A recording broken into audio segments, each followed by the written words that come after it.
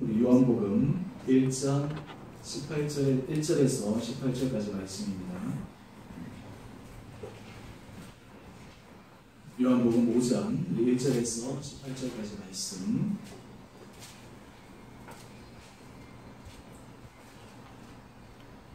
우리 한 절씩 우리 교도하도록 하십시다. 그 후에 유대인의 명절이 되어 예수께서 예루살렘에 올라가시니라.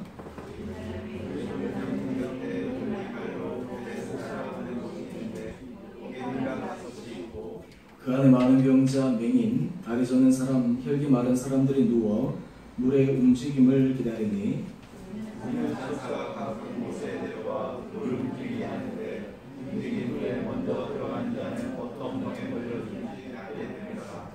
거기 38해 된 병자가 있더라.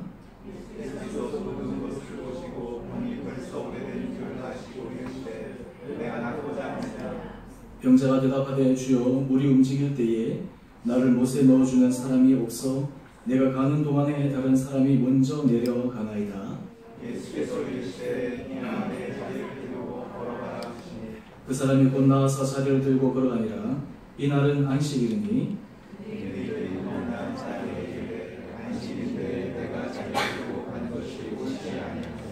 대답하되 나를 낫게 한 그가 자리를 들고 걸어가라 하더라 하니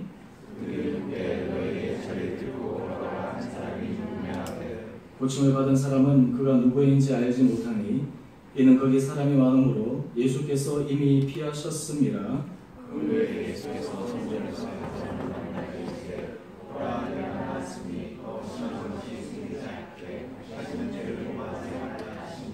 그 사람이 유대인들에게 가서 자기를 고친 이는 예수라 하니라.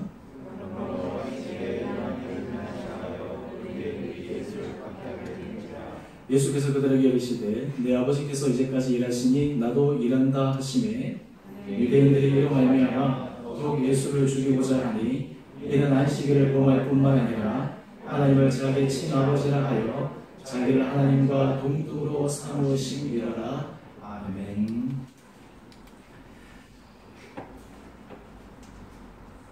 오늘 9월 20일 우리 수요일 우리 주 앞에 나오신 여러분 한 분 한 분을 주 이름으로 축복합니다. 오늘 일주일의 꼭지점이 되는 날인데 어떻게 우리 월화수 삶 가운데 하나님께서 여러분 가운데 은혜 가운데 인도하여 주셨습니까?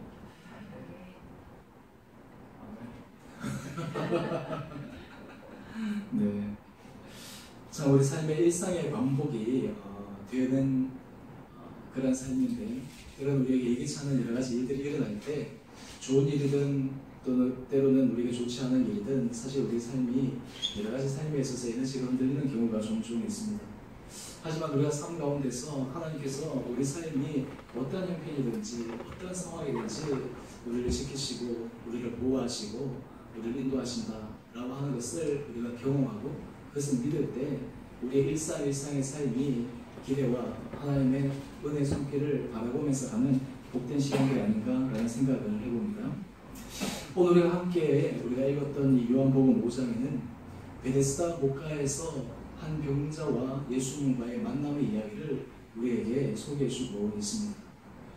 오늘 이 베데스다 목가에서 만난 이 병자와 예수님과의 이 대화와 또 예수님께서 이 병자에게 주신 놀라운 치유와 회복의 말씀은 오늘 이 시대를 살아가고 있는 우리 한 사람 한 사람들에게 하나님께서 주시는 그리고 하나님께서 우리의 삶을 변화시키시고 우리 삶의 놀라운 회복과 구원의 은총을 베푸시기를 원하시는 하나님의 마음을 읽을 수 있는 말씀입니다.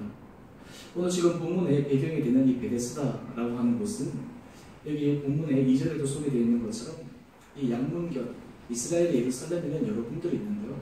그 중에 이제 양이 드나드는 문이 양문이라고 얘기를 합니다. 이 양문 곁에 베데스라는 연못이라는 곳이 있습니다. 그런데 이 정승에 의하면 한 번씩 이가 하늘에서 천사가 내려와서 이 물을 동하는 때가 있는데 이 물을 동하는 때에 제일 먼저 거기에 들어가는 사람이 어떤 병이든지 나을 수 있다라고 하는 전승이 있었습니다.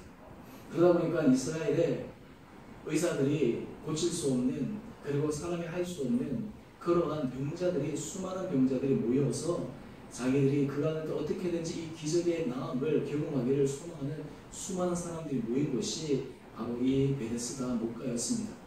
그런데 참 아이러니한 것은요, 이 베데스다 목가에서 이 치료는 이 물이 동한 후에 제일 먼저 간 사람만이 치유를 받는 거예요. 요즘 시대로 얘기하면 1등만 되는 거예요. 그러니까 두 번째 가고 세 번째 가는 사람은 아무런 그 치유의 회복이 일어나지 않습니다. 그러다 보니까 사실은 그 베데스다 목가라고 하는 것은 어떤 의미에서는 수많은 병자들이 모여서 어떻게든지 그 때를 정확하게 보아야 될 순간도 있고, 어떻게든지 자기가 제일 먼저 가야 되고, 그런 상황에서 치열한 어떤 삶의 경쟁과 그리고 눈치 다툼, 이런 현장이 장주나는 곳이 바로 이 베데스다 목가였습니다. 뿐만 아니라 여기에서 모인 사람들은 다 저마다 인생에 있어서 정말 절벽 끝에서, 그리고 어떤 의미에서는 도저히 헤어날 수 없는 절망의 상황 가운데서 마지막 순간에 모인 사람들이었기 때문에 인생에 있어서 가장 힘든 그런 삶의 스토리와 경험들을 가지고 있는 사람들이 바로 이 베데스다 목가에 있는 사람이었습니다. 여러분, 우리가 삶을 살아가면서 참 그런 생각들을 많이 해보는데요, 인생에 있어서 다른 사람들의 인생과 우리 자신들의 인생들을 가만히 돌이켜 생각해 보면 모든 사람들이 그러합니다. 다 저마다 지고 가는 십자가가 어떤 의미에서는 가장 무거운 것 같고, 내 자신의 지고 가야 감당해야 될 그 일들이 참으로 쉽지 않은 것 같다라는 생각들을 많이 합니다.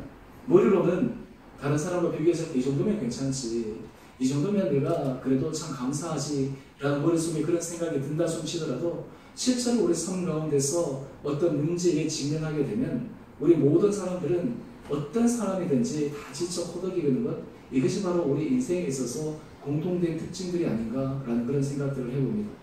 특히 요즘에 우리 현대시대에서는 우리가 이전에 비해서 많은 것들이 부유해졌고, 건강적인 면에서도 그렇고, 모든 면에 있어서 참 우리가 풍요한 삶을 살고 있지만, 오히려 이 물질적인 풍요의 삶이 오히려 우리 정신적인, 심적인 어떤 이 풍요의 삶으로 이어지지 못하고, 오히려 정신적으로는, 심적으로는 더 각박한 가운데서 살아가고 있는 것이 오늘의 현실인 거 아닌가라는 생각을 해봅니다. 오늘 오후에 수요일 이전에 제 아내랑 이 석촌호수를 한 바퀴 쭉 산책을 쭉 하는데, 이 석촌호수 한 바퀴를 쭉 도는데 이제 어떤 분들은 이제 천천히 가는 분도 있고, 어떤 남자들은 뛰어가는 분도 있는데, 그 중에 이제 한 중년 여성 되시는 분인데 우리 앞에 가시는데, 이 보니까 어깨가 이게 한쪽에 올라가고 이렇게 가시더라고요. 그러면서 이 보니까 이게 자세가 틀어진 거죠. 그러니까 이게 막 이렇게 걸음을 걸으시긴 하는데, 그 모습, 이 자세를 봐도 결코 참 이게 쉽지 않다, 참 이게 굉장히 통증이나 이런 것들이 힘들겠구나 라는 그런 생각들을 해보는데, 그럼에도 불구하고 하여튼 그분이 얼마나 열심히 걸어가시는지, 자기 삶에 있어서 힘들고 이런 것들을 자기가 할 수 있는 한 최대한 노력을 다해서 문제를 풀어보려고 하는 그런 모습. 그래서 사실 이 석촌호수에서 이 사람들이 쭉 돌아다니는 모습을 보면요, 그 가운데서 건강을 유지하기 위해서 노력하는 사람들, 또 어떤 사람들은 한가하게 그냥 인생의 여유를 즐기는 사람들도 있지만, 참 신기한 것은 제가 석촌호수를 돌면서 많은 사람들, 물론 한방향으로 가기 때문에 얼굴을 자세히 볼 수는 없지만, 참 신기한 것은요, 사람들이 이 웃는 얼굴보다는 얼굴의 무표정이라든지 심각한 표정이라든지 이런 사람들이 거의 한 80~90%에 되는 그런 모습이다라는 것이에요. 참 그러다 보니까 참 저마다 모든 사람들이 말할 수 없는 그러한 속사정, 말할 수 없는 그 인생의 문제들이 그냥 짊어지면서 걸어가는 그런 우리 군상들을 바라보는데, 오늘 바로 거기에 대한 상징적으로 모든 것을 모아놓은 그 곳이 바로 이 베데스다 목가였습니다.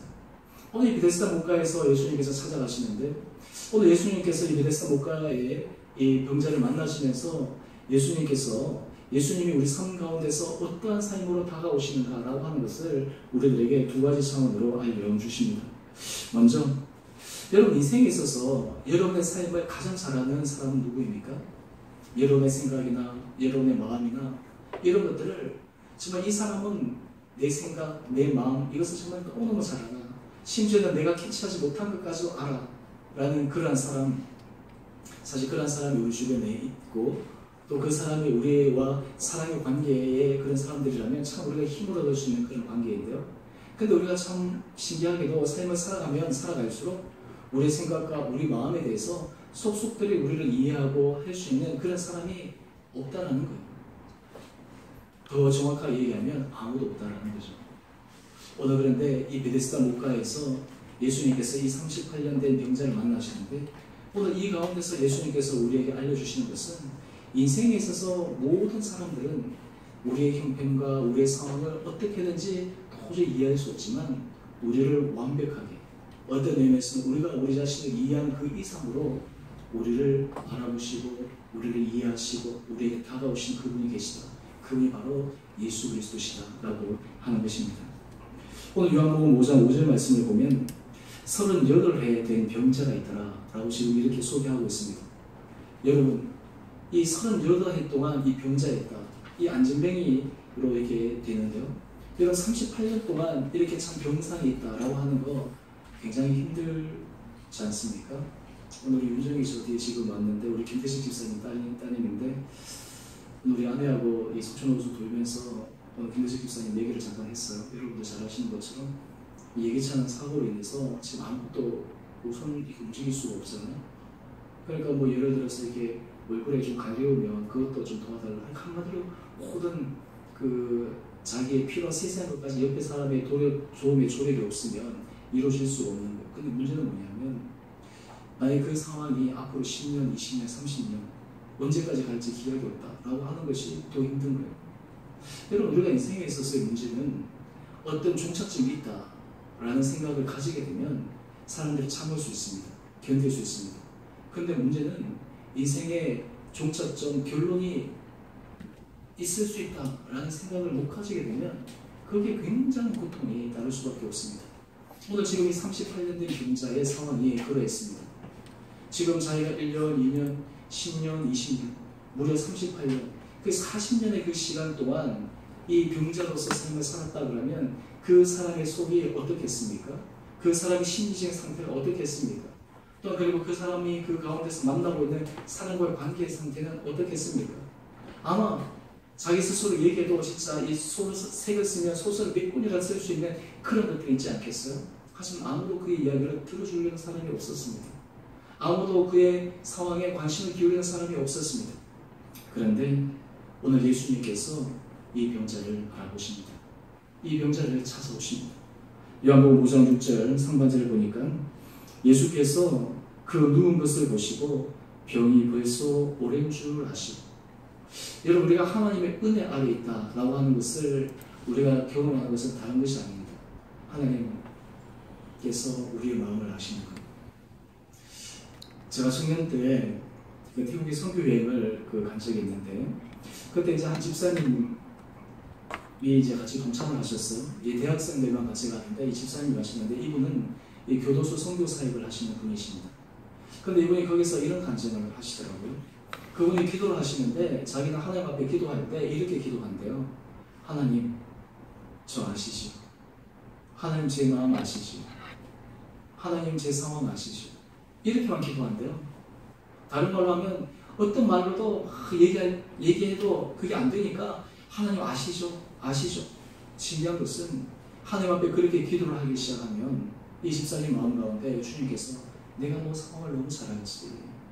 내가 지금 어떤 형편이 있는지, 네가 어떤 처지에 있는지 내가 너무너무 잘 알지. 근데 그런 하나님의 음성이 그 집사님의 심령 가운데 들려질 때 큰 위로를 받는다라고 하는 거예요. 여러분 우리가 사람들의 사역을 살아갈 때 있어서 우리들에게 가장 문제인 것은 우리들에게 지대한 관심과 누가 우리 상황에 대해서 물어줄 수 있는 그 한 사람이 있어야지 사실 우리 삶에 굉장히 힘과 용기가 생기는데 오늘 38년 된 이 병자에게는 어느 누구도 그런 관심과 그러한 상황을 기울여 주는 사람이 아무도 없었습니다. 여러분 오늘 우리가 이 세상을 살아갈 때 우리는 사실 사람에게 기대를 합니다. 사람에게 어떤 것을 요구를 합니다. 우리가 기대가 높으면 높을수록 우리가 그 기대가 충족되지 않으면 사람에 대해서 분노합니다. 여러분 우리가 가족관계에 있어서 문제가 심각해지는 이유가 왜 그러냐 하면 기대치가 높기 때문에 그렇습니다. 여러분 관계 속에서 문제가 틀어질 때요 기대치가 낮으면 별 상관이 없어요. 하지만 내가 굉장히 기대를 가지고 있고 그리고 그 기대를 내가 주었는데 그 기대에 부응하지 못하고 오히려 그 기대에 대해서 저버리는 어떤 그런 행위를 하게 되면 그때 참을 수 없는 그런 여러 가지 인생에 있어서 어려움들을 발견하지 않습니까?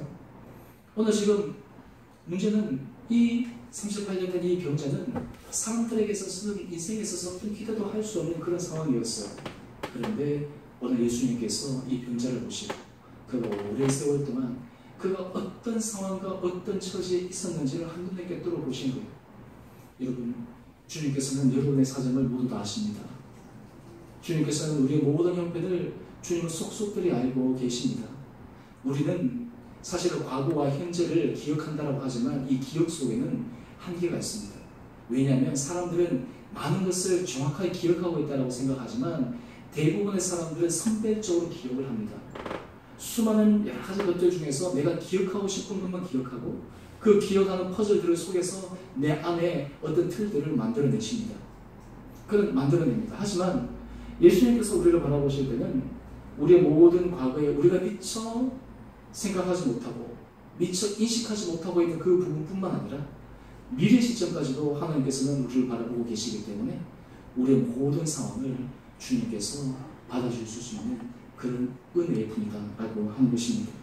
오늘 이 주님께서 이 병자에게 뭐라고 말씀하십니까? 요한복음 5장 6절 하반절 말씀입니다. 이르시되 내가 낫고자 하느냐. 예수님의 질문은 딱 하나예요. 내가 낫고자 하느냐. 오늘 지금 이 예수님께서는 이 병자에 있어서 가장 중요한 마음의 소원이 무엇인지, 그리고 예수님께서 그것을 통해서 어떤 일을 이루실지에 대해서 명확하게 질문을 하고 있습니다. 오늘 사실 하나님께서는 우리의 삶 가운데서 우리들에게 끊임없이 질문을 하십니다. 내가 낫고자 하느냐? 내가 정말 놀란 하나님의 구원의 은혜를 경험하기를 원하느냐?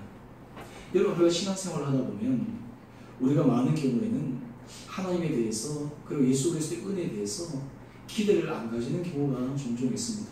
기도해봤자 별로 응답도 안 되는 것 같고 하나님의 말씀이 내 삶 가운데서 그렇게 정확하게 이루어지는 것 같지도 않고, 그런데 오늘 주님께서 우리에게 말씀하시는 것은 내가 정말 낫고자 하느냐. 다른 말로 하면 능력의 주님이신 주님에 대해서 우리의 시선이 고정되어질 수 있느냐라고 하는 것을 우리들에게 물으십니다.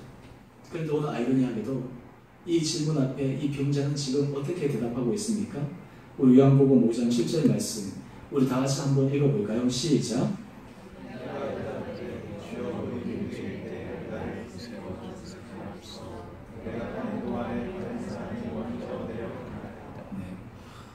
여러분, 이 말씀을 읽으면서 어떤 생각이 듭니까? 우리가 영화를 보든지 드라마를 보든지 참 재밌는 게 뭐예요? 제3자 관찰자 입장에서 보기 때문에 재밌잖아요. 서로가는 모르는 것을 관찰자 입장에서 다 보니까, 오늘 지금 우리가 이 관찰자 입장에서 이 장면을 보면 지금 이 병자를 고칠 수 있는 분이 바로 앞에 계시는데 그 예수님이 지금 이 병자에게 내가 낫고자 하느냐 라고 지금 이렇게 질문하고 계시는데 거기서 주님, 제가 낫기를 원합니다. 고쳐주십시오. 이렇게 대답하는 것이 바람직할 것 같은데 지금 이 병자는 어떻게 얘기하고 있어요? 전혀 엉뚱한 얘기를 하고 있는 거예요. 물이 움직일 때 지금 나를 물에 넣어주는 사람이 없어서 내가 지금 이렇게 이 베데스다 목가에서 이 차량하게 앉아있다. 다른 사람이 내보다 먼저 내려갑니다. 다른 사람에 대한 불평과 원망과 그리고 자기 자신에 대한 신세 한탄을 지금 하고 있어요. 지금 예수님께서 던지시는 질문은 이 문제를 해결하시기 위해서 던지고 계시는데 지금 이 병자는 핀포인트를 못 맞추고 다른 걸 얘기하고 있는 거예요. 오늘 예수님께서 우리의 모든 상황을 정확하게 아신다라고 하는 것은 예수님 우리 삶에 있어서 정확한 핀포인트의 질문을 던지시는데 때로는 우리가 그 핀포인트를 못 맞추고 전혀 다른 엉뚱한 질문이나 엉뚱하게 반응하는 그런 모습들이 있을 수가 있습니다.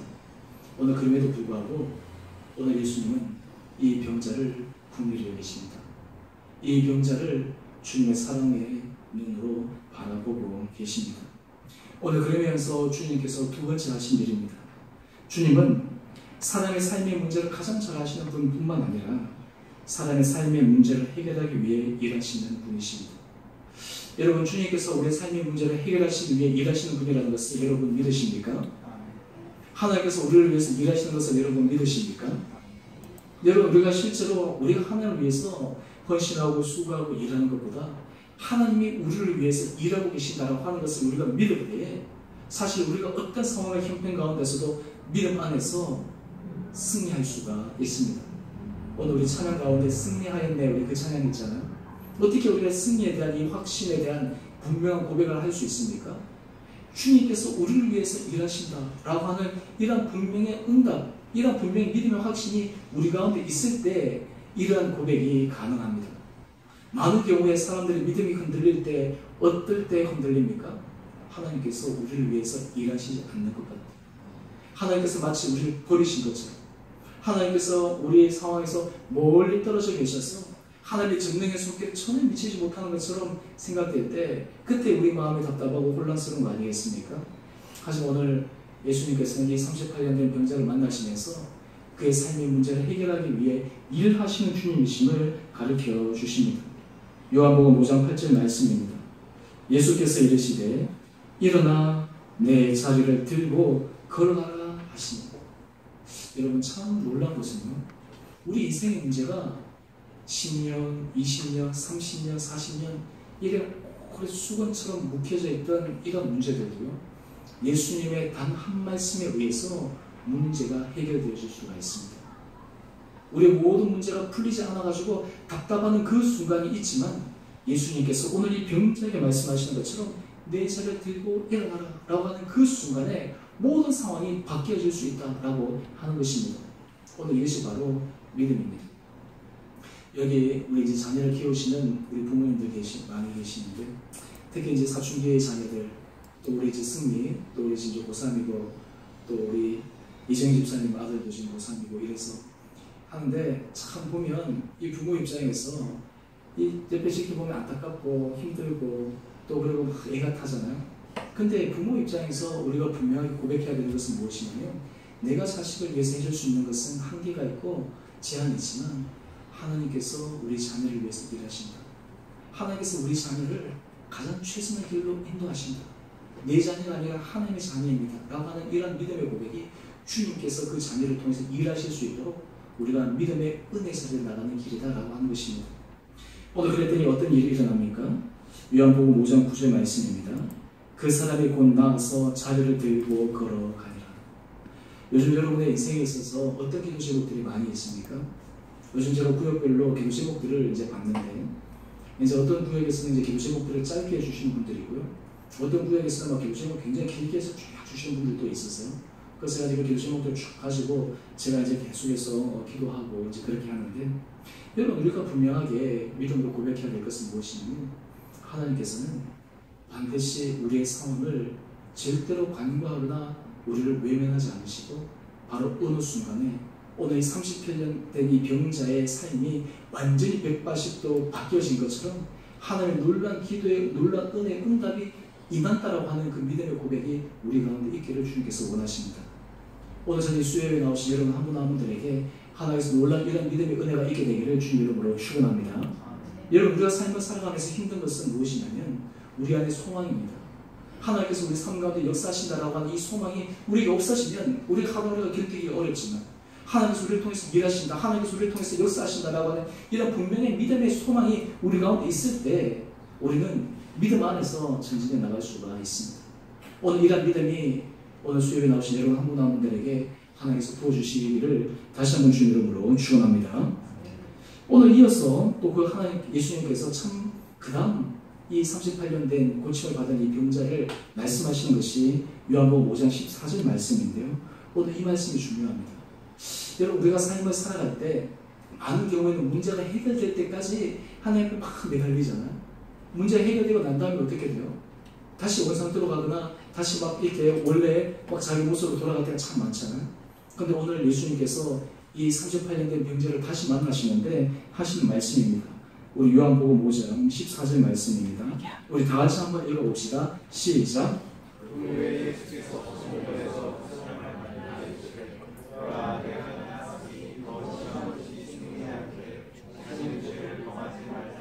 네. 오늘 지금 예수님께서 이 38년 된 병자에게 말씀하신 것은 여러 가지 각도로 살펴볼 수 있는데, 이 지금 나았기는 나았지만 또 다른 삶의 문제가 앞으로 올 수 있다는 거예요? 올 수 없다는 거예요? 올 수 있다라고 하는 것이죠. 그 문제가 오지 않기 위해서 어떻게 해야 된다는 거예요? 죄를 범하지 말라는 거예요. 하나님 앞에서 정결한 삶을 살아가라고 하는 거예요. 여러분, 우리가 사람이 이 진실하고 참 정직한 삶을 살아간다라고 했을 때 그 삶의 모습은요, 그 사람이 어떤 자리에 있든지 똑같고 지속적인 마음을 가질 수 있는가라고 하는 것이 그 사람에 대한 중요한 평가인 것 같아요. 모든 사람들은 흔들릴 수 있습니다. 모든 사람들은 넘어질 수 있습니다. 오늘 우리 주님 안전하면 우리 아까 그 찬양 이용화 집사님 찬양했는데 모든 사람들은 실수할 수 있어요. 모든 사람들은 넘어질 수 있습니다. 모든 사람들은 흔들릴 수 있습니다. 하지만 중요한 것은 하나님의 은혜 자리에서 어떻게든지 내가 하나님께서 주신 그 사랑으로 하나님 주시는 믿음의 능력으로 하나님께서 내게 기뻐하시지 않는 그 의의 길을 걸어가야 되겠다.